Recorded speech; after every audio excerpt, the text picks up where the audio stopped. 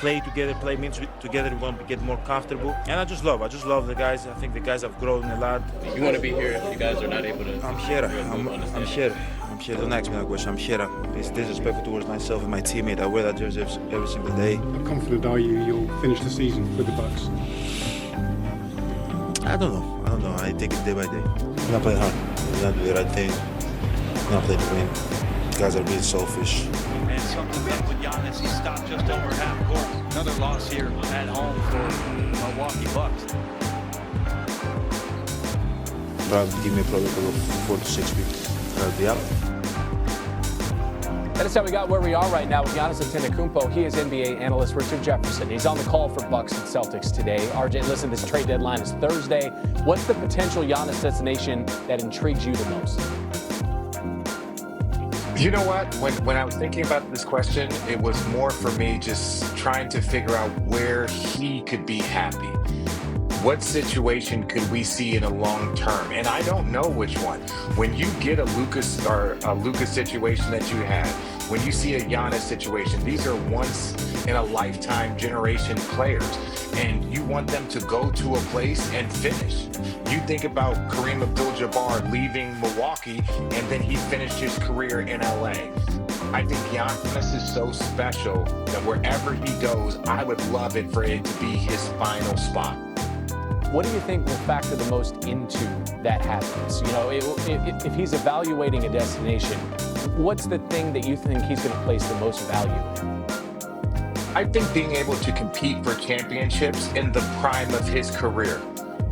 When he won that first championship, you're like, okay, he can win 3 or 4 more over the course of the next 10 years, but you never saw that team get put together. So right now, in my opinion, I think he's got 5-6 more years as a top 5 player in the world. So I think he wants to be in a situation where those 5 or 6 years, he can at least compete for championships. And right now, that's not where the Milwaukee Bucks are. On the other side of this thing today is Boston, and they're 30-18 without one of their best players in Jason Tatum. How does that record, 3 in the East, right, the 3rd spot right now, how, Richard, does that compare with the comparisons or the expectations, rather, that you had for this group at the start of the season? Well, I think it meets expectations for me, but probably exceeds it just a little bit. If you have an NBA championship team and you take off one All-NBA player, you should still be a good playoff team. It's the teams that lose one player and the wheels fall off. Yes, the Boston team, they're well coached. They have all defensive players. They have a finals MVP. They have a 6th man of the year. You look at the roster and you're like, there's plenty of talent. And so when I look at what Boston's doing, even if you look at what Denver did in Jokic's absence, you're like, there's still plenty of talent on this team. So I'm very proud and impressed with the Celtics have done, Jaylen Brown, Joe Mazzulla, and saying, hey, we look around, I still believe we have a top 4 team. Jason gets here, I believe we have the best team in the conference, if not the best team in the league. So if you approach things with that mentality, you are in a much better position, and they're proving themselves right. You can catch this one 3:30 Eastern in Boston on ESPN. Richard Jefferson on the call. Thank you, sir. A teenager in NBA history. Do you know who had the record before he just broke it? A guy that you played with before, Chuckster. Wait, what's the most points by Malone? By a teenager. Moses Malone? No. Oh, wait. Most points by a teenager. And you played with him in Philly. He wasn't on Philly when he did it in 1980. Moses Malone? No, well, Moses went to the ABA first, man. He did it for New Jersey, Cliff Robinson. Oh, man. Cliff, my man. Cliff Robinson. One of my favorite teammates. And it was like, I know. He turned 20 in 4 days, so he was just barely a teenager. Cliff Robinson, one of my favorite teammates. He used to take them drive-by showers. Dang. Hold it. Call him out. He had 45. Quickest showers in the history of civilization. So, and that's why you liked him? He was a great dude. Isn't that what you said? Great dude. Just took drive-by showers. He ran through his shower and was coming back out. Took a shower in uniform. I did. So let's not go down that road. I know. I think we've done that. We've done that before. Ernie, it is. I've said this before. Kobe was great later. McGrady, Garnett. The only player I had ever seen who was ready for the NBA right out of high school has been LeBron James. Until now. LeBron came in day one. He played well from day one. He went to college. Who? Flag. But I'm saying he's just really, like, he reclassified. He still went to college. No, but I'm saying he went to college for one, but he's really supposed to be a senior in college, a freshman in college. But to see a teenager play this well is incredible, man, plain and simple. Dallas, 19 and 29. What does that mean? All kind of injuries. Man What? went to college. Fix your statement. I'm just, you're just a hater. I'm not a hater. You can't say coming out of high school when the man went to college for 1 year. There is a difference. I would have to agree with Shaq. I mean, because if you playing against like the guys in your geometry class, and then you go straight to the NBA in high school, you know, there's guys who. You took geometry in high school? Archbishop Malloy, thank you. Yes, and then you go against. That's all. You know, just fix your statement. That's all. That is a. You don't have a step to kind of operation. Y'all both are correct, but nobody expected this kid. No. He's as a teenager coming into the league to be that ready. To be that ready, and he is ready. But the funny thing is, the thing that makes him ready is he went 20 for 29. There's players that would come in the league that would take 29 shots, but they would make 13, 14, and they would say, oh, we had a good game. He's a volume shooter only when he's shooting well, and he doesn't take bad shots. That's what I'm impressed about more.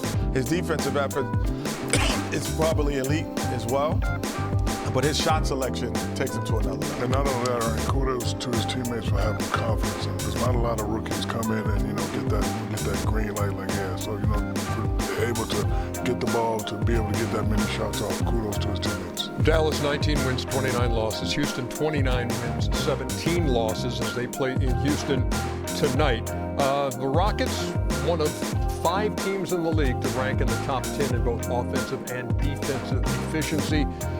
Also the best rebounding team in the NBA. Also #1 in second chance points.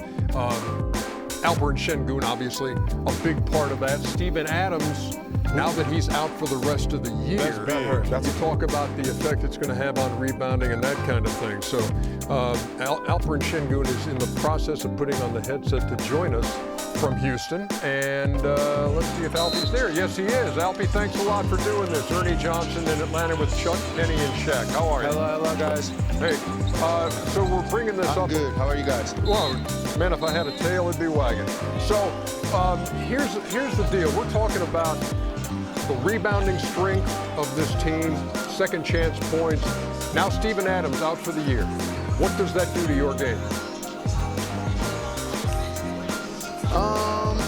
Steven was opening a lot of space for us under the rim because, he was pulling all the big men under the rim because it was grabbing them, it was pushing them, It was hard to help from big men because there's a lot of big chance you can get an offensive rebound. But now, we lost to Steven. That really hurt us. But I would say CC does the kind of same job. He has a great offensive rebounding chance, and then he pushes the people. He's very athletic. He protects the rim. He does the stuff I don't really do. When I'm out of the court. So it helps on both ways. CC being Clint Capella. Jack, go ahead. Salam alaikum, brother. I was in Turkey last week with Hilo. And I see you. The fans over there love you. Who's your inspiration going up there? I see a lot of greatness. Thank you so much. I saw a lot of people text me, we waiting on you, everything. Yes. So who's your inspiration growing up in Turkey?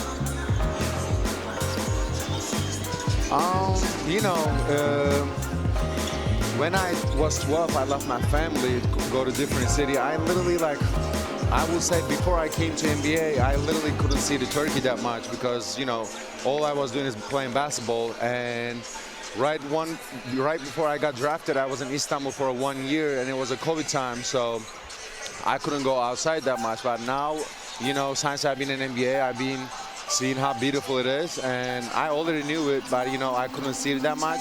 But now I understand it much more better. Hey, there's always been a great debate how to pronounce your last name. Can you tell people how to pronounce your last name? Yes. Normally it's Shangun. Like Cop Turkish people call it Shangun. But, you know, in America, I'm okay. People is calling like Sengun. You know, because they don't use the she we use in Turkey. So they use the S instead of that. But I'm okay with the Sengun or Shangun, whatever it is. Goon sounds good. Well, Goon, my question would be this. You know, playing now with Kevin Durant, last year the offensive load, you know, typically always fell in your lap, Yes. even with Green.